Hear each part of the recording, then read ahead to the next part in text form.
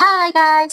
Hi guys! Hi guys! Good morning! For today's video, for today, okay. For today's video, so ngayon, kapag may na-receive kayong text or sa messenger na ganito na online payment, dito, huwag kayong magpapanik. Punta lang kayo dun sa GCash account, tapos i-verify niyo kung talagang nawalan kayo ng ganitong amount.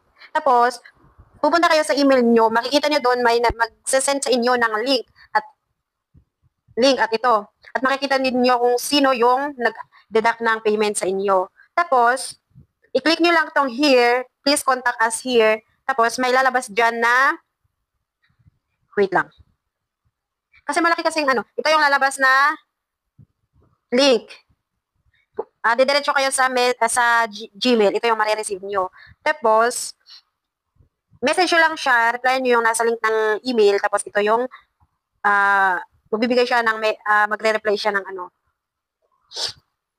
Tapos hintayin nyo lang. Tapos nung i-click nyo ng help, i-click nyo lang to, tapos hintayin nyo, may lalabas dyan na reply or lalabas dyan na And then, paghintay lang kayo ng 1 minute siguro or seconds, depende sa Tapos ito, kapag may nalabas sa Gmail ninyo, re-reply nyo lang yon, tapos sabihin nyo, i-refund nyo yung na automatic deduct sa inyong GCash account. Tapos, may magbibigay siya ng kondisyon. Tapos, sabihin niya, kung gusto mo ngayon, kung gusto mo ma-refund ngayon, i-click mo lang itong 50% refund immediately, sabi niya.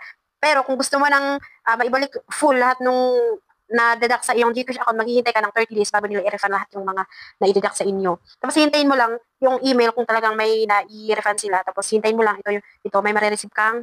Pero ako ang na-i-click ko dito is 50%. Trinay ko lang kung talagang totoo yun. Tapos ayan, bumalik na yung half ng na-deduct sa aking GCash account. Pero okay lang yun, naibalik naman. Tapos ayan, i-check nyo dun sa GCash ninyo kung talagang may na-receive siya. Tapos ito palang GS Auto-Located.com ang nag-auto-deduct sa aking GCash account kasi nali. Tapos ito na i-refund na. May magsasend ulit sa'yo sa email na talagang na i-refund na yung pera mo. At yun lang. Thank you. Salamat.